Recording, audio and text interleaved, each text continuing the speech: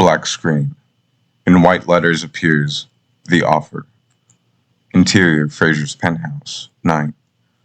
Frasier is sitting contentedly in his living room, sipping from a glass of sherry. Soft, big band music is playing.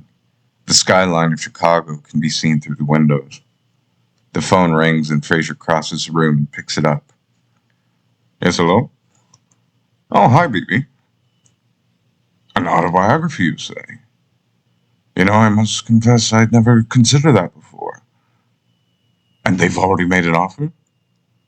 Oh, my. Well, yes, I'd be happy to meet with them. All right, Tuesday it is.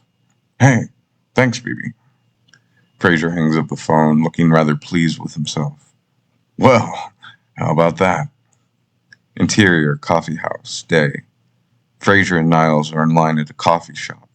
I just can't believe this. You promised you'd go with me to every Zemlinsky production. I know. And Diedrich Zimmer is singing tenor. I know. Alas, like Glenn Miller over the English Channel, my plans have vanished into thin air yet again. Think about it from my perspective. David's chess match against Svetlana Fedorov has been moved up. Niles shakes his head. The way she uses her bishops, why, she has the adroitness of an English longbowman. I have to help him prepare tonight. Well, of course you do. Frasier turns away, dejected. Oh, why don't you take that new lady friend of yours? What's her name again? Regina. I will say I'm rather smitten with her. I have, however, grown weary of dates, falling asleep, or getting an urgent phone call halfway through a production.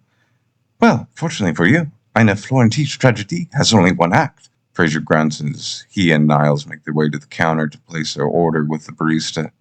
I'll have the Brazilian roast Americano with a dollop of cream and one packet of... Do you see me wearing a green apron? I beg your pardon? We serve our coffee exactly as it's meant to be enjoyed. No sweeteners, no cream. I happen to be from Seattle, you know, and I enjoy my coffee with... Frasier takes Niles' arm and pushes him to the side. He'll have the Brazilian Americano. I'll have the same. Frasier pays, and they walk away from the counter. The nerve, telling people how to take their coffee. Just let it go already. Fine. Well, speaking of David's upcoming match, how is Frederick? Oh, we barely speak these days. The man continues to commit himself to the field of forensic pathology. Frasier shakes his head. I just don't understand it. I mean, aren't there so many other things to dwell upon? The numinous, the transcendent. Why spend one day amidst bones? Well, should you ever become a cold case, I'm sure that you'd be comforted to know that there was a professional seeking to bring your killer to justice. As if I'd ever fall victim to some foul brute. Ah, yes, I believe that was the exact perspective of all 5 victims of Jack the Ripper. Frasier throws out an arm in an agitated gesture. After all, Frasier, he is his own person. Just because he didn't turn out to be the spitting image of you should be no cause for disappointment. You can't deny him his ambitions because they're not to your liking. The barista slides the coffee cups across the counter. Besides, that goth phase of his should have tipped you off to his likely proclivity towards this sort of field. Oh, shut up, Niles. Frasier and Niles pick up their drinks and turn from the counter. Niles takes a sip of his. You call this coffee? Frasier waves apologetically at the barista and escorts Niles to a table. They sit down. In any case, I hear that Frederick is hosting a cadaver lab next weekend. You should go. You know, at least find an interest in his work. Oh, yeah, sure. Tell you what, the day you decide to go to one of those, I'll join you. Frasier sips from his coffee. Then next weekend it is. Frasier nearly spits out his coffee. Oh, really? Well, I must say I'd never anticipated that response from you. Well, now we have a verbally binding agreement. Dear God, fine. But forgive me, what was this matter you were so eager to discuss with me? Oh, yes. You won't believe this. I've been offered a deal by Silverstone Publishing to write my very own autobiography. Can you believe it? Really? And they contacted you? Niles sips from his coffee, a look of disdain crossing his face. He glances furtively around before reaching into a breast pocket and taking out a packet of sweetener. He pours the contents into the drink and stirs it in with his pinky finger. Ow, ow. Niles whips his finger out of the coffee and starts blowing on it. Frasier seizes his arm. Oh, Niles, will you cut that out? Niles ceases his blowing and lowers his hand, regaining his composure. Well, that book deal is quite the honor. Are you considering it? Considering it? Of course I am, you imbecile. That's excellent, Frasier. Niles sips from his coffee and looks pleased. Very mature of you, I must say. I'd have half expected you to take issue with being asked to write an autobiography as opposed to, say, a memoir. What do you mean? Well, as you know, a memoir is a meditation upon a particular time in life or notable event. If you will, life so far sort of book. And, well, you're being asked to reflect upon the entirety of your life. It's a literary equivalent of a tombstone, as it were. What a malicious thought. Frasier, have you ever seen a sequel to an autobiography? Frasier begins drumming his fingers on the table, perturbed. Why should that upset you, though? Again, it's quite the honor. I don't know. It's just when you put it that way, it just seems so empty. My God. Well, perhaps that's because you've lived your life in, what shall we say, Kierkegaard described as the aesthetic stage. What exactly are you implying? Come on, Frasier. You've been moving from city to city, amusing yourself with various projects before tiring of them and moving on to the next. Not to mention you going through the same routine with your romantic dalliances. So what are you saying? That I've frittered away my life? That I'm a selfish person? Not at all. It's not necessarily a bad thing. It's just, I will have you know that I care about my fellow man. I'm a psychiatrist, for God's sake. Profession from which you've used to launch to this, the status of your celebrity. I'm a patron of the arts. I sit on the opera board. To attend swanky receptions and have a say in the opera itinerary. I pay taxes, which are compulsory. And I never once considered setting up that account in the Cayman Islands, as Bibi suggested. Frasier gets up from his chair, agitated. I won't listen to this envious drivel. Now, you must excuse me. I must be attending to things that need attending to. Frasier storms out of the coffee shop. Niles pulls another packet of sweetener from his pocket and flicks it, looking towards the door. Interior, radio station, day. Frasier is sitting behind the microphone when he gets a cue from Ross, his producer, to begin. Frasier slaps a button on the console in front of him. Welcome back, Chicago. For those now just tuning in, this is Dr. Frasier Crane and Ross Doyle, reprising our old rules to fill in this week for our old colleague, Dr. Nora.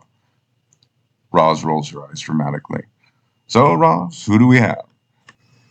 On line 2, we have Sophia, who's been in an ongoing dispute with her fiancé. Hello, Sophia. I'm listening. Hi, Dr. Crane. I had to do a self-portrait for my art school. I spent weeks on it, but when I showed it to my fiancé, he took one look at it. He told me I was prettier than the painting. Sophia starts sobbing. Frasier drums his fingers on the desk, a look of consternation on his face. Well, I can certainly understand the conundrum. On the one hand, your fiancé is clearly enamored by your beauty. On the other, he has dismissed outright a work of art that you invested so much into. And he tells me I'm crazy for being upset. Well, Sophia, in cases like these, it's useful to turn to our old friend Ludwig Wittgenstein. You know, Sophia, you're way overthinking this. Wiccan who? Roz tosses her hands up in the air in exasperation. Well, you see, Wittgenstein was convinced that a clumsy use of language is the cause of most interpersonal conflicts. One person thinks the words they are saying are conveying one thing, when, in fact, those same words can be interpreted quite differently by the other party. I can't be with someone who doesn't respect my art. Sophia, I'm afraid you're missing the point. Perhaps your fiancé's remark might serve as a lesson for us all. It's not merely the sentiment that matters, but the manner in which we express said sentiment. For instance, during a proposal, even the most well-meaning of suitors might misguidedly simply plop the ring on the table, when most, like myself, and I should know, I've proposed on a number of occasions, would seek out only the most idyllic and romantic of locations, and then, upon bended knee, He proposed at a Denny's. the call is disconnected. Well, dear listeners, it would appear that Sophia knew what she was signing up for. And with that, I bid you good mental health. Frasier takes off his headphones and steps into the producer's booth. Well, how does it feel to be back at the helm?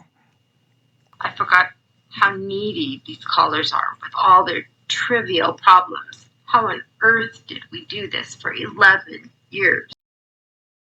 It's something, isn't it? Frasier playfully bats Roz's arm. Oh, Regina called, and she'll go to the opera with you. Wants you to meet her at the Berkshire room for drinks first. Apparently she has good sense to know to get hammered beforehand. Oh, come now, Roz. The Berkshire isn't that sort of establishment. It's the height of sophistication.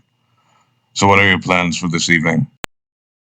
Let's see. Leftover Chinese in my motel room. The late night show. And plenty of wild turkey. Ah, yes. I see. Some things never change. Were you able to get an hourly rate? Har har. I still don't understand why you didn't stay with me while your house is being fumigated. I have more than enough space. Yeah, right. Remember what nearly happened that night we shared the motel room? No thanks. Fine, fine. By the way, what is Alice up to these days? Well, I told her she could study whatever she wanted to, so long as her first job was in retail or the food business. You know, there'd be a lot less jerks in the world if everyone knew what those gigs are like. I don't know about that, Roz. After all, I never worked in those fields.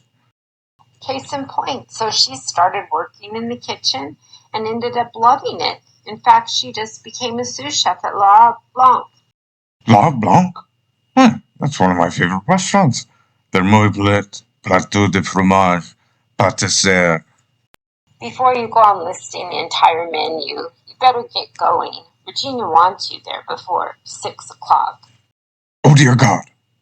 Frasier rushes out of the booth. Interior, Niles and Daphne's living room. Niles enters the front door. It's smartly furnished, sprinkled throughout with new age-looking art prints and accessories. Daphne is sitting on the ground, making sage bundles. Niles saunters over to her. Well, what do we have here? Making sage bundles. Light them up and use them to clear out negative energy. Here, smell. Daphne holds one up and Niles leans in and sniffs it. Yes. Nothing like the stench of unbathed hippies to send the bad spirits running. Daphne scoops up an armful of sage and stands up, walking towards the kitchen. Now, time to dry these out in the oven. Help me take them to the kitchen, will you? Niles picks up the remaining sage and follows Daphne into the kitchen. They set them on the counter. Niles looks down at his hands and rubs his fingers together. He smells them tentatively. He looks disgusted. So, you won't believe this. I somehow managed to wrangle myself into attending the next cadaver lab Frederick is hosting. Oh, how exciting. Are you kidding me? Do you know what those entail? How can I watch something like that? Oh, what's the big deal? It's just a body. Just a body? I've seen loads of them. They're nothing to be afraid of. Daphne strains her back and stares off into space. Of course, when you first see them, the reptilian part of your brain fires up, tells you, death, danger, what the bloody hell are you doing here? You just want to bolt, feel like you'd be able to race right out of there faster than a cat with its tail on fire. Daphne shakes her head as if coming out of a daze and resumes putting the sage bundles on the tray. Then that feeling just goes away. It does? The main thing you should realize is that you might not be feeling particularly peckish for days, weeks, maybe even months after. You know, a lot of food looks like innards. So slip up all your through brownish and yellowish French soups and sauces while you still can. Niles presses a finger against his lips, looking ill. Of course, as this person might have been dead for some time, maybe you should fill up on dried out looking foods instead. Pot roast, blackened salmon, pork rinds, jerky. Thank you, Daphne. Niles turns and takes faltering steps out of the kitchen. This has put my mind at ease. Niles enters the living room and sees a chessboard and chess pieces spread across the table. I see you've been helping David prepare for his match. Daphne joins Niles in the living room. That's right. Gave him a good smacking. He's been sulking in his room ever since. Niles looks perplexed. You beat him? Daphne starts putting away the chess pieces. Hey, you don't spend all those years dictating your brother's games by correspondence without picking up a thing or two. Daphne turns and heads back towards the kitchen. Now, it's time for me to start on dinner. Black pudding. Dare I ask what that is? It's an English staple. Congealed pig's blood, lard, and oatmeal. I swear, you Yanks are so uncultured. Niles presses a finger to his lips, looking like he's about to vomit. Interior upscale bar, night. Frasier is sitting at the counter of a sleek, modern bar.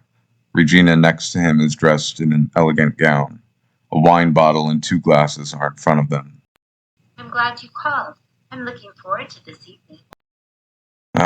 Can't tell you how relieved that makes me. What with it being a German opera and all. What's the difference? I can barely understand operas when they're performed in English. Frasier laughs. So perhaps you could tell me what the story is about. Yes, of course. It's really quite a simple story, you see. A husband finds his wife with a lover, fears that he's been made a cuckold of, and proceeds to kill the man, which, in turn, reignites his wife's passion for him. Well, you can certainly tell that was written by a German. Oh no, it was initially written by Oscar Wilde before. Regina presses a finger against Frasier's lips and kisses him on the cheek. Must you always talk so much? No, I suppose I shouldn't. Frasier pours more wine into their glasses. So, how's your latest children's book coming along? Regina shakes her head and sips from her wine. I take it it's slow going then? Would you believe that I have such a bad case of writer's block that I found myself throwing a ball against the wall in my office today? I mean, Jack Torrance style. Well, so long as you didn't bring an axe. Regina laughs and affectionately pats Frasier's arm. In any case, I'm sure you have an idea in mind. Regina hums quietly to herself. The hedgehog dilemma. How they crave to be close to one another, but their quills only result in them hurting each other, so they constantly waver between distance and intimacy. And this is the subject of a children's book? Shut up, you asked. I jest, of course. I suspect Schopenhauer would approve of the premise. I think it's great you're tackling such a weighty topic and yet still making it accessible to little ones. You know, I figure the market is saturated enough with sappy garbage. Might as well try to put something out there that has at least some substance. Indeed. Frasier runs a finger along the edge of his wine glass. Interestingly enough, I've been approached by a publishing house about a book deal. After giving it some contemplation, though, I'm not sure I have much to communicate. Well, as long as you can say that your writing is honest, you can't go wrong. Frasier drums his finger on the counter with a pensive expression on his face. I'll keep that in mind. You know, I've been out with a few writers in the past. And how did they work out? Frasier gestures at his bare ring finger. So anyway, well, I suppose it's bad form to bring up failed romances on a date.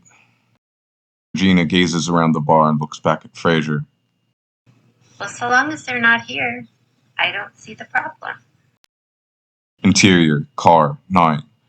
Frasier is driving with Regina in the passenger seat. What a splendid production!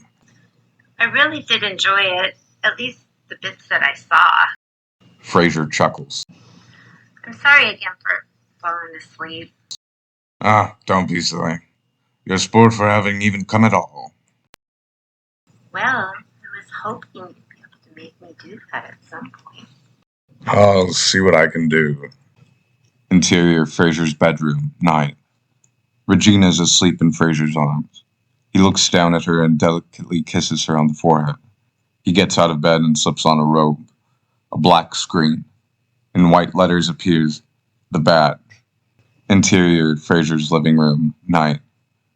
Frasier approaches a bookcase and opens a wooden chest with reverence. On the shelf next to it is a picture of his father, Martin. He lifts a police badge from the case and caresses it with his hand.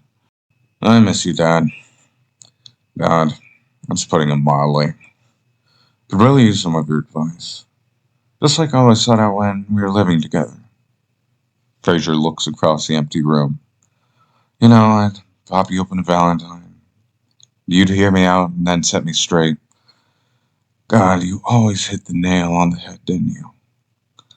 I've been presented with the opportunity to write an autobiography. Fact of the matter is, I'm not sure I should. Though the advance alone would be enough for me to purchase a case of Fermentage La Chapelle 61.